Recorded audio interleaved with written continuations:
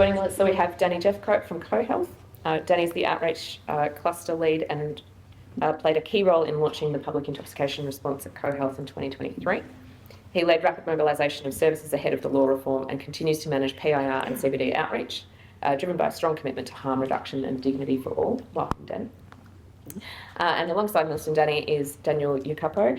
So Daniel is a former professional rugby player and now a committed community worker in the Aboriginal space with focus on community engagement and AOD support. He is also the Programs Manager for Public Intoxication at Ngwalla, overseeing services across East Gippsland and Latrobe Valley regions.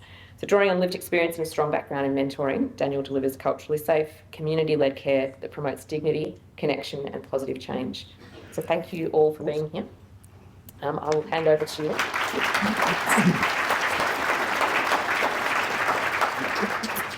We will try and allow a little bit of time for questions at the end. It would be great if we can involve the audience with some questions. So we'll do our best to keep to time so we have a little bit of space for that discussion. Thank you.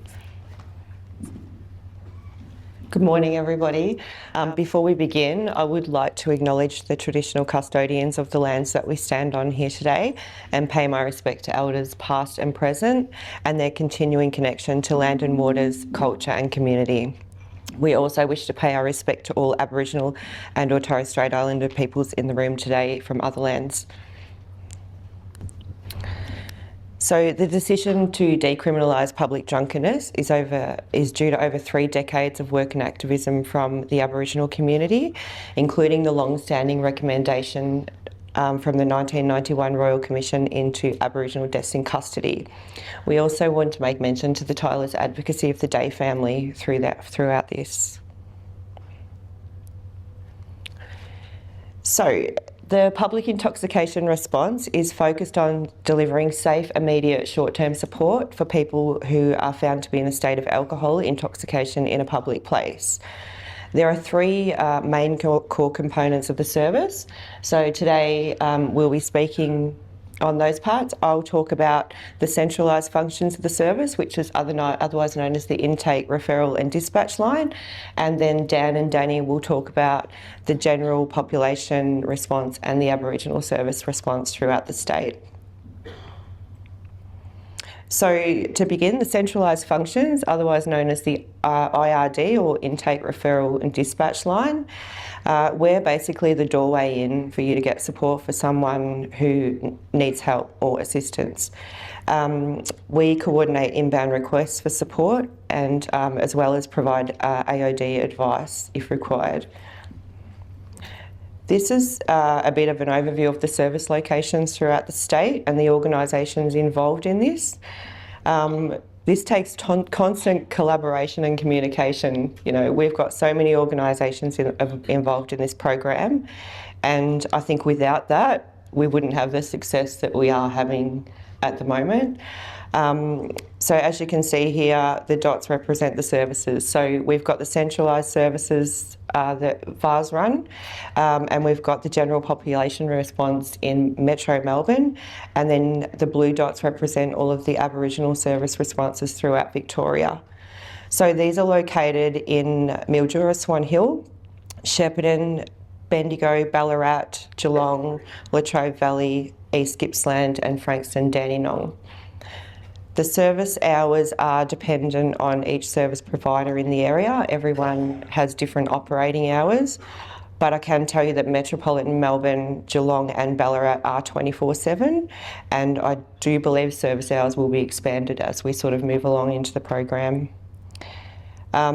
Just going back to what I was talking about before, you know, when we developed our model, we looked at this map and we were very aware that there's a lot of gaps in Victoria. You know, the whole state's been legislated, so how do we work with that when it's only in limited areas? So our program is 24/7, it's a call centre, and we have AOD clinicians on the line 24/7 to provide advice and support if required.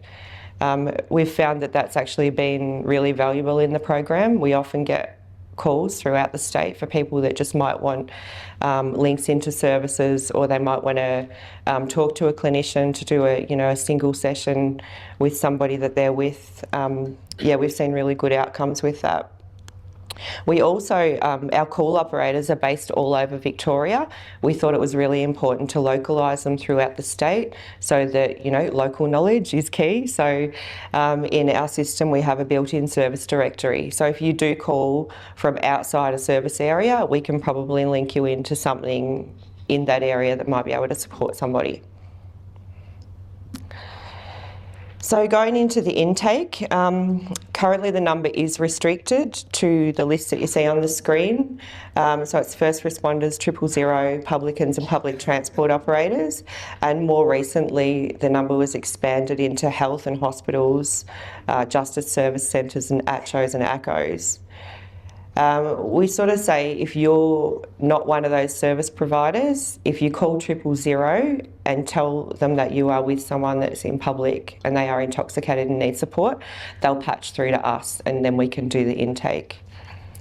So our job is to obtain as much information as we can. The intake normally takes maybe 5 or 6 minutes, depending on the situation. We heavily assess the medical and safety risk over anything. Basically get the information about that person and then communicate it across to one of our teams who they will determine whether they're appropriate for support or not, and then they'll give us an estimated time of arrival. We'll give you that information and they'll be on their way. These are just a few questions that we might ask through our intake. We will get the caller's name and contact number. The reason we say that is if we get disconnected, we can call you back and continue with the intake. We'll get the intoxicated person's name and approximate age. They do not need to identify for support, but they do need to consent for support.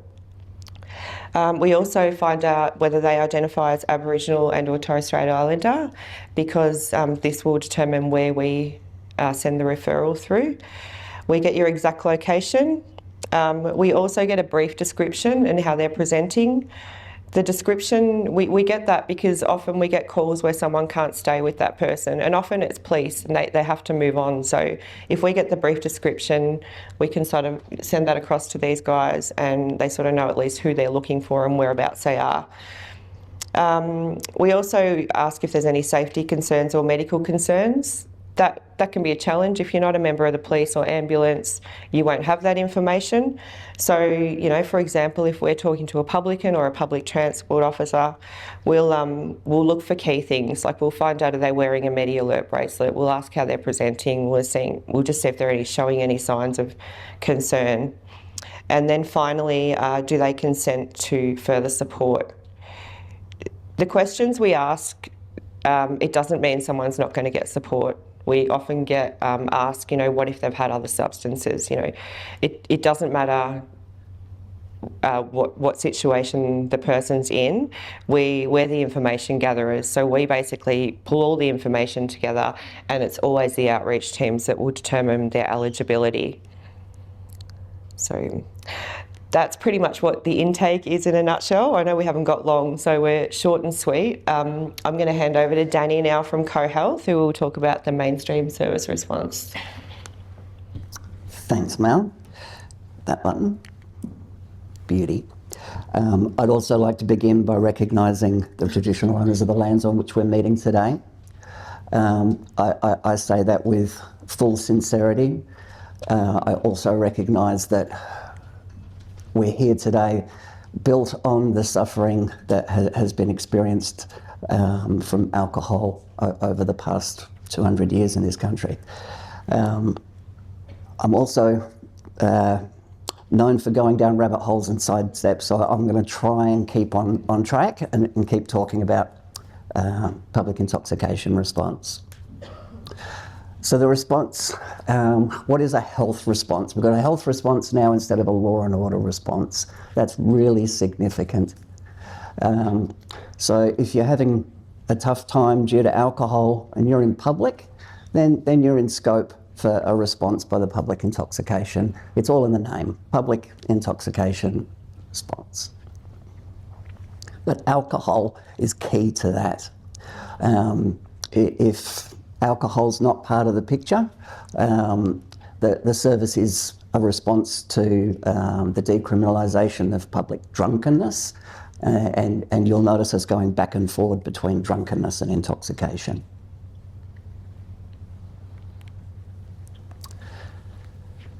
Outreach. This is, and for me, this slide, I call this slide Plan B, because most people, when they're out and about, had a Plan A. Something went wrong. So now you need us. We're Plan B. So outreach is the response that most people will experience when they come into contact with public intoxication. The calls come in via intake and dispatch. Our staff are safer because of that. So when they get out there, there's already been a risk assessment, an eligibility assessment. So when our outreach workers arrive and start to engage with someone, they already have a bit of a picture in what they're walking into. An outreach team is typically a nurse and an AOD worker. The bright colours also came to us from our community advisory group, who wanted us to be wearing bright colours. We didn't want to look like police officers or paramedics. I know I'm wearing navy blue, but my team wear often pink and other bright colours. Thank you, Tanya Day. So the client experience, the client journey. So if you are having a tough time and you consent, that's what I want to talk about with this slide, is consent. Consent is critical for the service. We've got no powers at all. So police had powers to detain people, not anymore. When we come along, it's all based on consent, and someone who's experiencing intoxication may have a limited capacity to give consent. So we need to check in, reinforce, and continue to gather that consent throughout the client journey. Consent can be withdrawn at any time. So, if you're in the back of one of our vans and you wake up and, I didn't order this Uber, let me out. Okay, let's find a safe place to pull over. Let's talk to you. But ultimately, you can always leave. And the consent also keeps us safe. No one's there if they don't want to be. You want out, you're out. And that's a critical component. So, client journey, outreach, we get most people home. That's where they want to be. Most people don't want to go to a sobering centre. They actually want to get home. So if they've got somewhere safe to go, that's our plan A. That's where we want to get people to. If you've got friends or family, can we call someone for you? Can we get you in a paid vehicle? Do we need to drive you? We've also got staff there who are doing assessment on their health. So if we decide it's not safe for you to go home, perhaps we need to get you an ambulance. So that it's not just consent, it's also safety and risk assessment throughout the whole client journey. Most people go home. Most people don't want to come to a sobering centre, but thank goodness we've got one for those that do. Absolutely critical. Just up the road here in Collingwood, good old Collingwood, perfect place to have our general services. 20-bed facility, staffed by, always we have a nurse on. It's a nurse-led model. We also have AOD workers, 5-to-1 staff to client ratio, a safe place to sober up. Typically up to 12 hours. So people come, they have a sleep, they wake up, they can have a feed, they can have a chat to our workers, off they go. It's designed for short-term care, but a lot of people, as always in AOD, we need to work with people over a long period of time. Not everyone comes in, is fixed, goes home. If only it was that simple. It never is. So, you know, yes, we have people who come back, and we may need to work with them over a long period of time. That's okay. Every person who comes into contact with the public intoxication response is not going into a police cell. That's the take-home message of a health response instead of a law and order response. We're keeping people out of cells. We're keeping them healthy, alive, and that's better for all of us. Sweet. Thank you, mate. Hey everyone, my name's Dan. How's everyone going? Yeah, that's good. I'll keep it really quick. Mel and Dan already touched on kind of how the service works and, you know, with the call-out process. So I'll probably skip through a few slides. And I think for me, I'd really like to tell the story of what it's like to be in the front line and what it looks like to be a PIR worker. And I know DJ was touched on a little bit about it. And I think the main difference between us and probably a mainstream organisation is understanding cultural safety and cultural awareness. And for me, you know, at the start, like, what does that look like? I know the word gets chucked around a lot, but what does that look like in practice?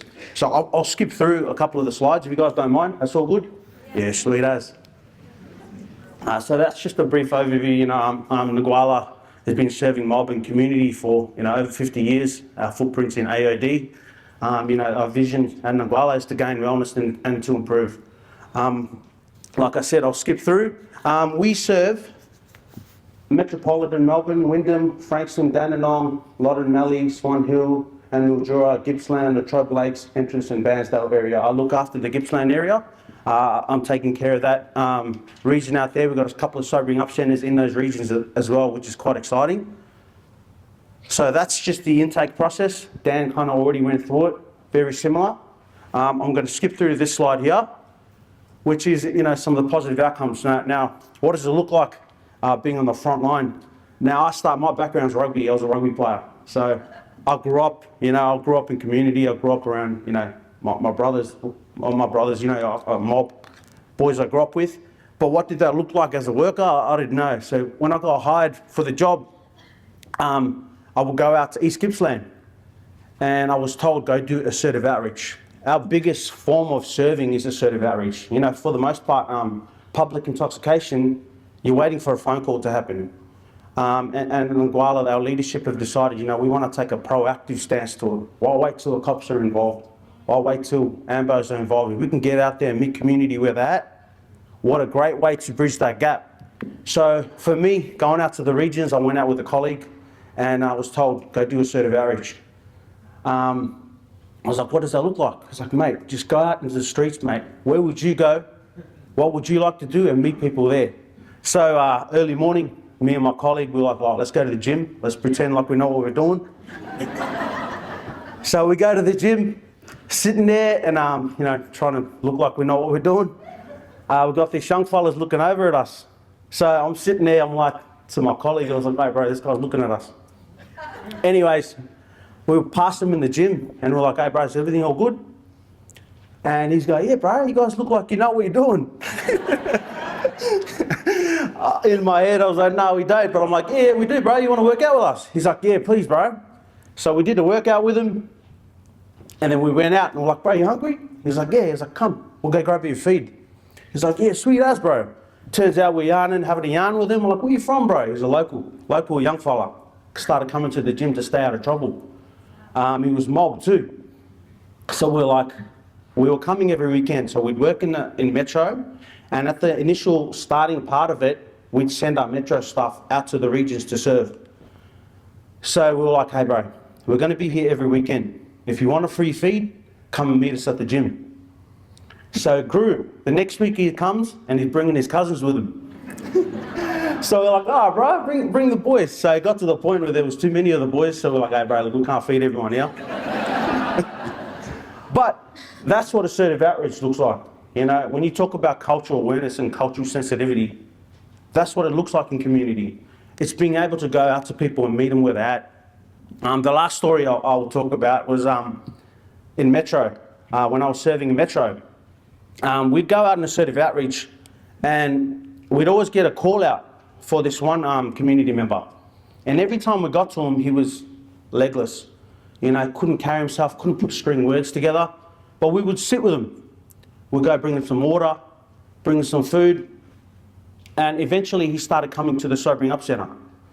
And it started off, you know, once every week, then it became an everyday thing.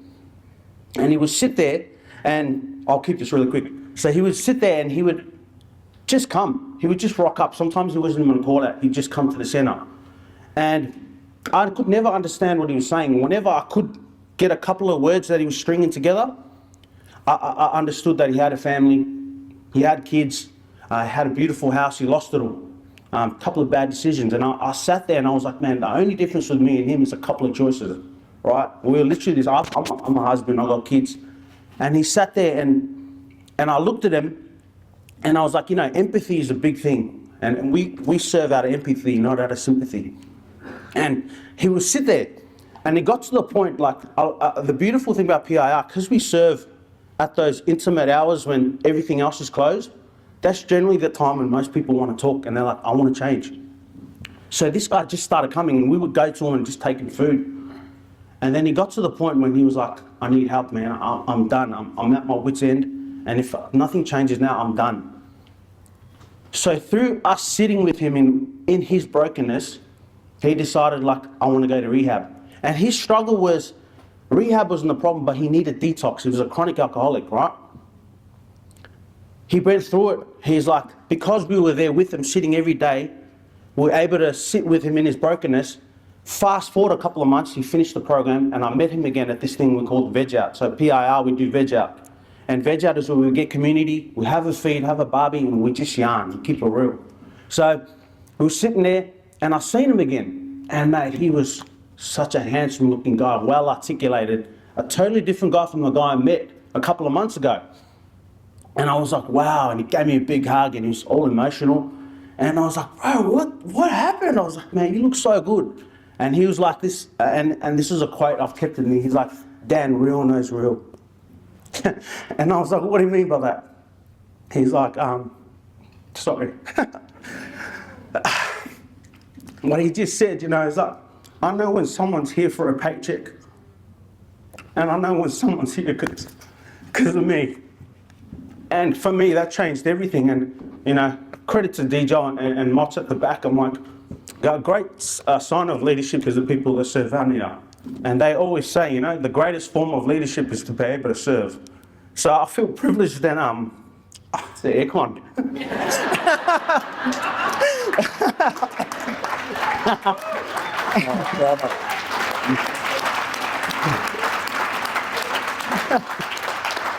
I see a few of you wiping your eyes too. I know the aircon's pretty strong. But yeah, like I said, you know, PIR for us, it's not just a service for us, it's a bridge.